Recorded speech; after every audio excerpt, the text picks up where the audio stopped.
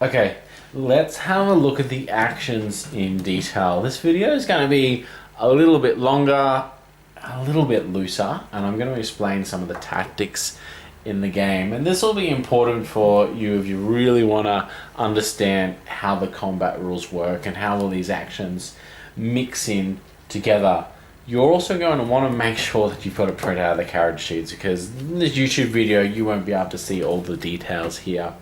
I'm just going to walk through each of these one at a time. So let's just start with the tactical actions here. So the first one you've got is full move, and it allows you to move. So if you have an attribute, your movement attribute of 3, then you could move that amount plus 2. So rather than 1, 2, 3, 4, 5, and that's how much you can move. So that's kind of representing your character running. Minor interactions like getting up from prone or opening or closing doors reduce a movement by 2. So this is really good for that. So let's say you're prone, you want to get up, so it's 2 to get up, and then you can move 3. Okay, next one you've got is take cover. So let's presume these beads are some cover, and take cover allows you to move, but it's just your flat movement, so you can move 3. So if you're here, you can go 1, 2, 3, or move equal to your attribute score.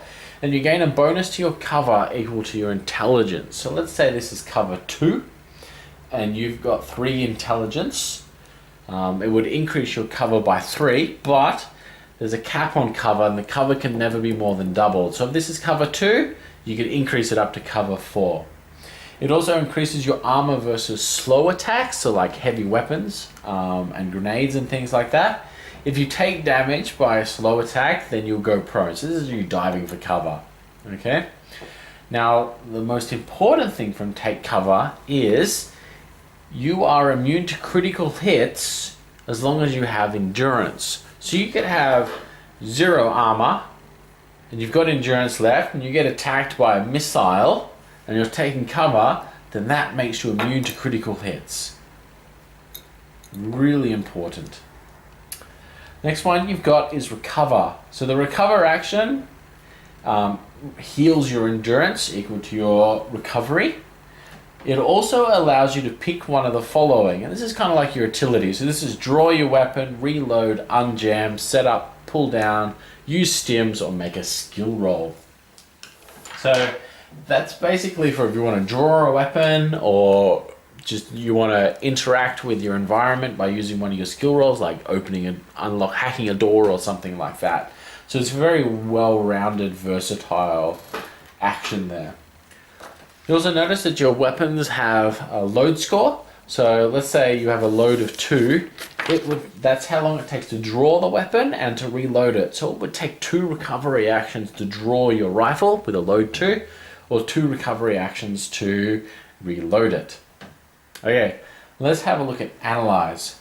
Analyze is an attack roll, but unlike other attack rolls, is that you can only use that with analytical weapons. So this includes targeting computers, but also your mind. You'll see here that the type is analytical.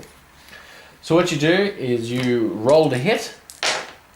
If you hit your target, says here, on hit, boost next attack, crit attribute location plus or minus 1. So what this is that your next attack becomes more accurate. So you've scored a critical hit with your second attack.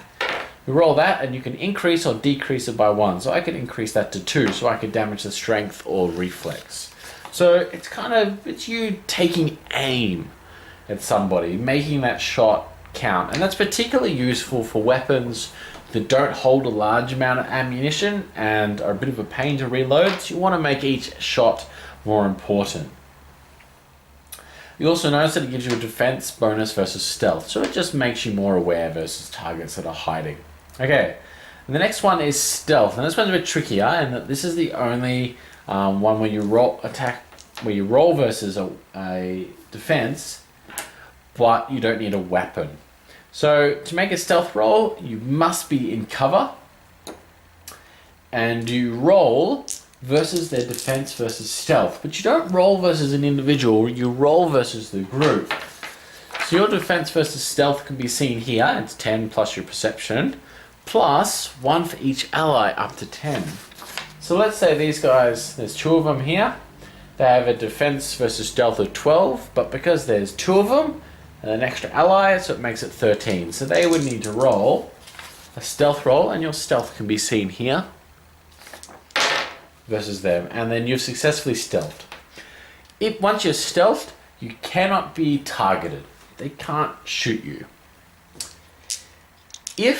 Another important thing about stealth is that if you stealth as your second action, and next turn your first action is stealth again, because you need to roll it each turn, and you succeed, it's presumed that you've remained stealth between the turns. Okay, you don't just blink, appear, then disappear once you've succeeded in your stealth roll. So if you keep making stealth rolls, then it's presumed you've remained hidden.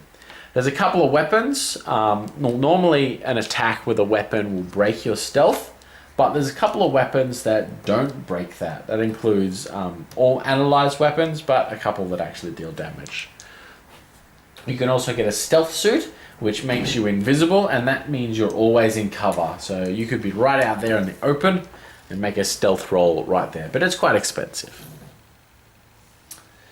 Let's move on to the next lot of actions. So these are a lot more straightforward. These are your ranged actions. So first one you've got is snapshot, really basic. It's move and attack.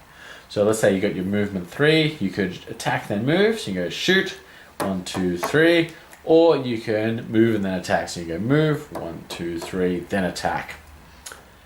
So that's good for being very maneuverable. The next one is spray fire. So this is the one that you'll use with weapons that have a higher rate of fire, like assault rifles and Uzis and things like that. So it's, again, a move and attack, but it's move -2. So let's say you had a move attribute of 3, so you can move 1, then shoot, or shoot, then move. The reason I've got this is so if you're actually a high move character, it can make you quite maneuverable still while shooting your high rate of fire weapon.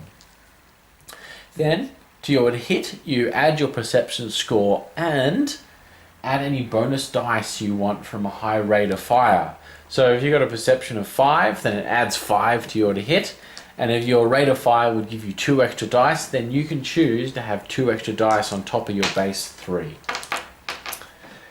The next action is sighted shot. This one will be very popular and common because it's very raw. So it just allows you to shoot.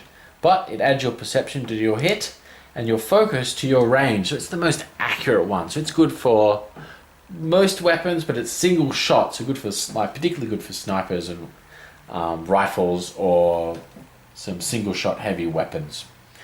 Next one you got is throw. So this is for like grenades and throwing knives and things like that. It's a move and attack, much like snapshot, but it has range plus strength. So most thrown weapons have like a range of 1 or 2, but you add your strength score to that. So if it's got range 1 and you got strength 4, then it becomes range 5. Okay. The next one you got here is Overwatch. This one's a bit trickier. So it's hit plus perception. So you add your perception score to your hit. But you may attack an 180-degree arc in response to any action. So anybody who's in this front 180 arc of you, you don't attack right away when you take that action. Let's say they move, then you can shoot them. So it's kind of like interrupting during their turn. Particularly useful if you're trying to catch that annoying person that's ducking in and out of cover or from behind a wall, or you're trying to catch someone who's stealth. So it's sort of like setting up an area that you're protecting. Okay, then you've got melee actions over here. So strike, again, it's a move attack. So you can move and then attack, but it's only with like melee weapons. So just move -2. Very similar to spray fire, and it's hit plus your reflex and plus any rate of fire bonuses that you may have from your weapon, like your sword or your limbs and things like that, punching people or slashing people. Then you got charge. So it's move and attack again, but it's move +2, but only in a straight line. So you say you're moving 3, You can move 5, but only in a straight line. So straight angles or straight like that. Okay, so a little bit harder to aim. So you kind of want to position yourself and then charge. Also, you gain +1 damage for each 3 movements. So if you've got a target here and you moved, let's say you moved up to here, so that's only a move of, I believe it was 5, so that would give you +1 damage. But let's say they're a little bit further away and you move 6, then that's +2 damage. You can attack anybody as long as they're like that. Cool, okay. Then you got block. So this is hit plus perception plus focus, so it's a very accurate hit, but it's versus people's defense versus impair. So that's just there. So what this does is on a hit, the target's next attack is debuffed with strong hit -1. So, you normally require a 6 to cause a strong hit. On their next attack, they can't cause a strong hit if they just require a 6. But let's say their more accurate weapon requires a 5 or a 6, then it only causes a strong hit on 6. It reduces the chances by 1. Quite good. But it's only for their next single attack. So if they attack twice, only the first one's debuffed. Then you got impair, which works very similar to block in that it's attacking versus their defense versus impair. You can move, and the hit is plus reflex plus strength, so it's again quite accurate. But on hit, you get to pick one effect, which is to knock the target prone, make them grab, or move them once. So you could move up here and knock them prone, or you can grab them, or you can force them to move once. So it's like knocking people into those bottomless pits and stuff like that. The last one here you've got here is escape. So that is if you are grabbed, again, hit plus reflex plus strength, the target loses their grab. But you can also do that to help your ally. So let's say this little guy is grabbed by this guy. You can come here, move up to him, do an escape, and he would lose his grab on this one. So grab is an effect. It's up here. Okay, so that's a quick rundown of all of the actions and see what sort of creative combinations you can come up with.